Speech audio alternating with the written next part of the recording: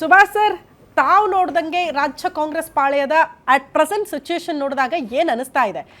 ಸಬಿವುಲ್ಲಾ sir ಹೇಳ್ತಾ ಇದ್ರು ಮೂರು ಆಪ್ಷನ್ ಇದೆ. ಒಂದು ಸಂಪುಟ ಸರ್ಜರಿ, ಒಂದು SIR ವಿಚಾರಕ್ಕೆ ಸಂಬಂಧಪಟ್ಟಂತೆ ಒಂದು ಇಶ್ಯೂ ಇದೆ ಕಾಂಗ್ರೆಸ್ ಪಾಳೆಯದ ಮುಂದೆ. ಅದ್ರ ಜೊತೆಗೆ ರಾಜ್ಯಸಭೆ ಇರುವ ಖಾಲಿ ಸ್ಥಾನಗಳನ್ನ ಯಾರನ್ನ ಭರ್ತಿ ಮಾಡೋದು ಅನ್ನುವಂಥ ಕುತೂಹಲ ಇದೆ. ಮೂರರಲ್ಲಿ ಯಾವುದು ಮೇನ್ ಆಗಿ ಚರ್ಚೆ ಆಗಬಹುದು ಅಂತ ದೆಹಲಿಯಲ್ಲಿ?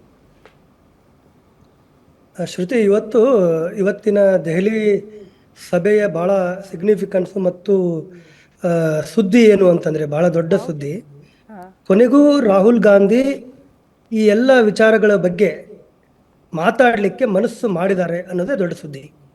ಇಲ್ಲಿವರೆಗೂ ಕೂಡ ಬಹಳ ಸಾರಿ ಮುಖ್ಯಮಂತ್ರಿಗಳಿರ್ಬೋದು, ಉಪಮುಖ್ಯಮಂತ್ರಿ ಅಂತೂ ವಿಶೇಷವಾಗಿ DK ಶಿವಕುಮಾರ್ ಅವರು ಕ್ಲಾರಿಟಿ ಕೊಡಿ ನನಗೆ ಅಂತ ಪದೇ ಪದೇ ಕೇಳ್ತಾ ಇದ್ರು. ಆದರೆ ರಾಹುಲ್ ಗಾಂಧಿ ಅವರಿಗೆ ವಿಷಯ ತಲುಪಿಸ್ಲಿಕ್ಕೆ, ರಾಹುಲ್ ಗಾಂಧಿ ಅವ್ರ ಜೊತೆಗೆ ಮಾತಾಡಲಿಕ್ಕೆ, ರಾಹುಲ್ ಗಾಂಧಿ ಅವರನ್ನು ರೀಚ್ ಮಾಡಲಿಕ್ಕೆ ಅವ್ರಿಗೆ ಸಾಧ್ಯ ಆಗಿರಲಿಲ್ಲ.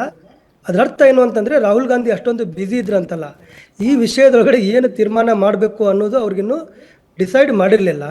ಆ ಕಾರಣಕ್ಕೆ ಈ ವಿಚಾರವನ್ನು ಅವರು ಅವಾಯ್ಡ್ ಮಾಡ್ಕೊಂಡು ಬಂದಿದ್ದರು.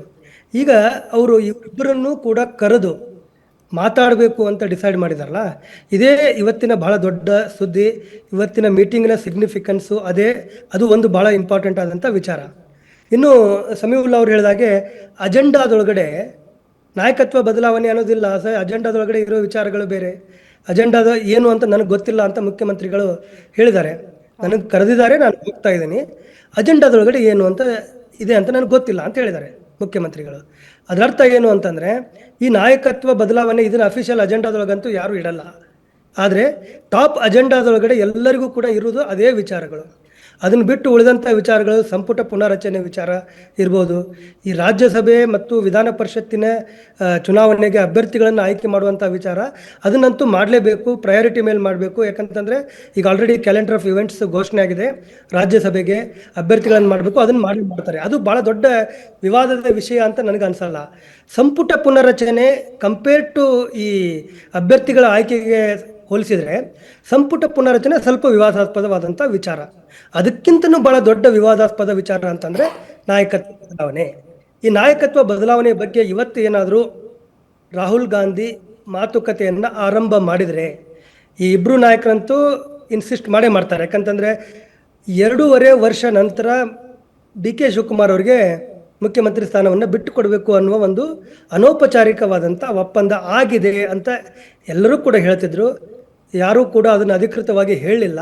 ಆದರೆ ಮೇಲ್ನೋಟಕ್ಕೆ ಎಲ್ಲ ಈ ಸರ್ಕಮ್ಸ್ಟೆನ್ಷಿಯಲ್ ಎವಿಡೆನ್ಸ್ಗಳನ್ನು ನೋಡಿದರೆ, ಈ ಸರ್ಕಮ್ಸ್ಟೆನ್ಸಸನ್ನು ನೋಡಿದರೆ 100% ಆ ಥರದ್ದು ಏನಾದರೂ ಒಂದು ಒಪ್ಪಂದ ಆಗಿರಲೇಬೇಕು. ಅದ್ರ ಬಗ್ಗೆ ಯಾವ ಡೌಟು ಯಾರಿಗೂ ಕೂಡ ಇಲ್ಲ. ಒಪ್ಪಂದನೇ ಆಗಿರದೇ ಇದ್ದರೆ ಇಷ್ಟೊಂದು ಸಾಫ್ಟಾಗಿ ಮುಖ್ಯಮಂತ್ರಿ ಸಿದ್ದರಾಮಯ್ಯನವರು, ಅವರ ಪರವಾಗಿರುವಂಥ ಉಳಿದಂಥ ಅವರ ಸಚಿವರುಗಳು, ಶಾಸಕರುಗಳು ಯಾರೂ ಇರ್ತಿರಲಿಲ್ಲ.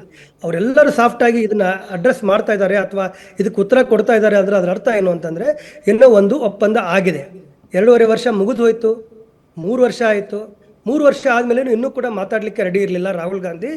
ಈಗ ಅದನ್ನು ಮಾತಾಡಲಿಕ್ಕೆ ಅವರೇನೋ ಮನಸ್ಸು ಮಾಡಿದರೆ, ಇವತ್ತು ಈ ಇಬ್ಬರು ಇನ್ಸಿಸ್ಟ್ ಮಾಡಿದ ಮೇಲೆ ಅವರೇನಾದರೂ ಈ ವಿಚಾರದ ಬಗ್ಗೆ ಚರ್ಚೆ ಆರಂಭ ಮಾಡಿದರೆ ಅದು ಬಹಳ ದೊಡ್ಡ ಸುದ್ದಿ. ಅದು ಇವತ್ತಿಗೆ ಬರಲ್ಲ, ಇವತ್ತಿಗೆ ಮುಗಿಯಲ್ಲ, ಇವತ್ತಿಗೆ ಕ್ಲೈಮ್ಯಾಕ್ಸ್ ಆಗಲ್ಲ. ಹಲವು ಸುತ್ತಿನ ಮತ್ತು ಮಾತುಕತೆಗಳಾಗ್ತವೆ. ಎರಡೂ ಗುಂಪಿನವರು ಕೂಡ ತಮ್ಮದೇ ಆದಂಥ ಕೆಲವು ಷರತ್ತುಗಳನ್ನು ವಿಧಿಸ್ಬೋದು. ಎರಡೂ ಗುಂಪಿನಲ್ಲಿ ಒಂದು ಸಹಮತ ಏರ್ಪಟ್ಟು ಅಂತಿಮವಾಗಿ ರಾಹುಲ್ ಗಾಂಧಿ ಅವರು ಇಬ್ಬರನ್ನೂ ಕೂಡ ಕನ್ವಿನ್ಸ್ ಮಾಡಿ ಯಾವ ಥರದ ತೀರ್ಮಾನವನ್ನು ಮಾಡ್ತಾರೆ, ಅದಕ್ಕೆ ಸ್ವಲ್ಪ ಸಮಯ ಬೇಕಾಗತ್ತೆ. ಆದರೆ ಇವತ್ತೇನಾದರೂ ಆ ದಿಕ್ಕಿನೊಳಗಡೆ ಮಾತುಕತೆ ಆರಂಭ ಆದರೆ ಅದೇ ಬಹಳ ದೊಡ್ಡ ಸುದ್ದಿ ಅಂತ ನನಗನ್ನಿಸ್ತದೆ. ಓಕೆ ಸರ್, ವಾಪಸ್ ಬರ್ತೀನಿ, ಮತ್ತಷ್ಟು ಅಭಿಪ್ರಾಯನ ಪಡ್ಕೊಳ್ತೀನಿ. ಅಪ್ಡೇಟ್ ಇದೆಯಾ? ಮತ್ತೊಂದು ಅಪ್ಡೇಟ್ ಇದೆಯಂತೆ ದೆಹಲಿ ಅಂಗಳದಲ್ಲಿ ಆಗ್ತಾ ಇರುವಂತಹ ಬೆಳವಣಿಗೆಗಳಿಗೆ ಸಂಬಂಧಪಟ್ಟಂತೆ. ಯಾಕಂದರೆ ಇವತ್ತು ಸೆಂಟರ್ ಆಫ್ ಅಟ್ರಾಕ್ಷನ್ ಅಂದರೆ ದೆಹಲಿನೇ. CM ಮತ್ತು DCM ಕಡೆನೇ ನಮ್ಮೆಲ್ಲರ ಚಿತ್ತ ಇರೋದು. ಯಾರ ಕೈ ಮೇಲಾಗುತ್ತೆ, ಯಾರು ಯಾವ ಸುದ್ದಿಯೊಂದಿಗೆ ವಾಪಸ್ ಆಗ್ತಾರೆ ದೆಹಲಿಯಿಂದ ಅನ್ನೋದು ಸದ್ಯ ಇರುವಂತಹ